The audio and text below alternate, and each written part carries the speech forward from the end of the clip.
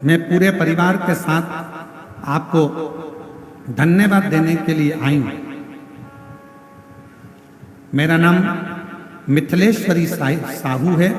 मैं जसपुर छत्तीसगढ़ से हूँ। कहीं बैठी हो तो हाथ हिला सकती हैं, आ सकती हैं। मेरा मोबाइल नंबर ये है। गुरुजी, हमारा गांव जसपुर के पास में, जहां हम लोग पूर्व से ही हमारे वनवासी क्षेत्र के लोग बूढ़ा देव की पूजन करते आए। गुरुदेव, पूजन करना हमारे गांव के लोगों ने धीरे धीरे बंद कर दिया। बंद कर कर पूरे गांव के लोग रविवार की रविवार दूसरे धर्म के मंदिर में जाने लगे। आपकी कथा टीवी पर देख रहे थे, तभी हमारे गांव की एक रीना सिस्टर आई और उन्होंने टीवी बंद करने का बोला। कहा इनको मत देखा करो। हमने उस समय तो टीवी बंद कर दी, फिर बाद में आपको देखना प्रारंभ किया। और हमारे गांव में कोई भी शिव मंदिर नहीं था। हमने सबको आपकी कथा सुनाकर नदी में से एक पत्थर लाकर शंकर जी के रूप में रखा। अब पूरा गांव शंकर जी को एक लोटा जल चढ़ाता है। अब हमारा गांव का कोई भी व्यक्ति किसी दूसरे धर्म के मंदिर में नहीं जाता। गुरुजी, हमारे गांव के बुजुर्ग जो बूढ़ा देव को छोड़ दिए थे, अब उन्होंने भी बूढ़ा देव की पूजन करना प्रारंभ कर दिया। गुरुदेव वापस महादेव का पूजन करने लगे।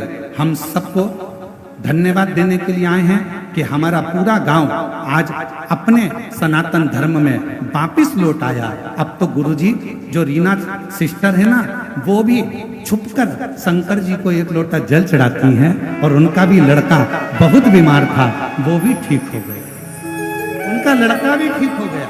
मैं मिथिलेश्वरी साहू, जिला जसपुर की रहने वाली हूँ। कहीं बैठी हूँ तो आ सकती हैं बेलपत्र में। बस यही तो लोगों को बुरा लगता है।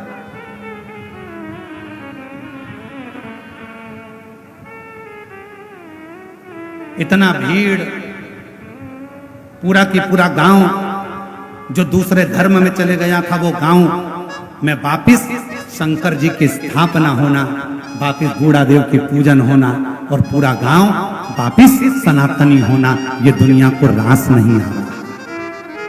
ये दुनिया को रास नहीं आ रहा।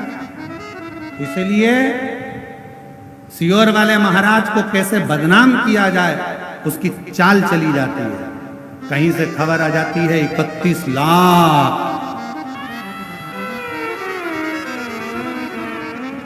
अरे मेरी जीजियों, तुम्हारे भाई का बाप कुबरेश्वर महादेव है। 31 लाख की जरूरत नहीं पड़ती है। जिसके दरवाजे पर आकर दुनिया झोली फैलाकर गरीब बड़ा सेठ बन जाता है।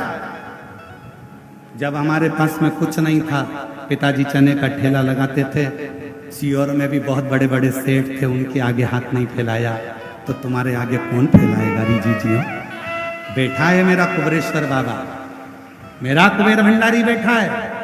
केवल आज दुनिया के लोगों को ये ठीक नहीं लग रहा है कि अपने छत्तीसगढ़ में आ रहा है, कैसे भी रोको। ये धर्मांतरण को रोक दिया, पूरे गांव गांव में शंकर जी को लाकर बिठा दिया। अब तो ये हालत है कि कोई से भी देवता का मंदिर हो, उसके अंदर भी शंकर जी का शिवलिंग बैठते जा रहा है और लोग शिव जी को जल चढ़ा रहे हैं। ये सहन नहीं हो रहा, ये सहा नहीं जा रहा। और मेरी जीजियों, इस व्यासपीठ के माध्यम से पहले भी आप लोगों को हाथ जोड़कर कहा और आज भी कहता हूं, कर्जा लेकर कथा मत कराना, किसी से मांग कर कथा मत कराना। मेरा कुबरेश्वर बाबा जब तुम्हारी झोलियां खुशियों से भर दे, तब तुम अपने बल पर कथा कराना। मेरा बाबा दे तब करना। कभी कर्जा लेकर कथा मत कराओ, कभी कर्जा लेकर कथा नहीं करिएगा।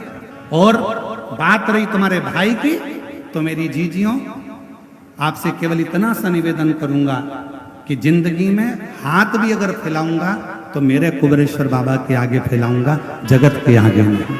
शिव शिव, शंकर शंकर। आप अपने विश्वास पर दृढ़ी रहो, आप अपने भरोसे पर दृढ़ी रहो।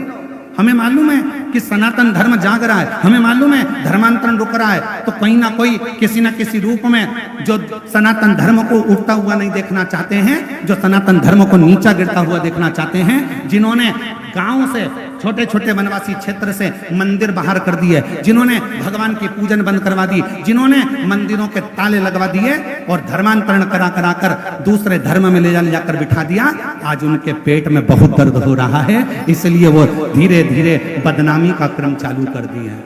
पर डरना मती, भगवान राम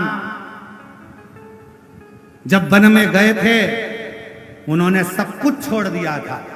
भगवान राम वन में गए थे तो उन्होंने सारा श्रृंगार छोड़ दिया, सब कुछ छोड़ दिया, कपड़े भी छोड़ दिए, मुकुट भी छोड़ दिया, पर मेरे राम जी ने धनुष और बाण नहीं छोड़ा था, क्योंकि उनको मालूम था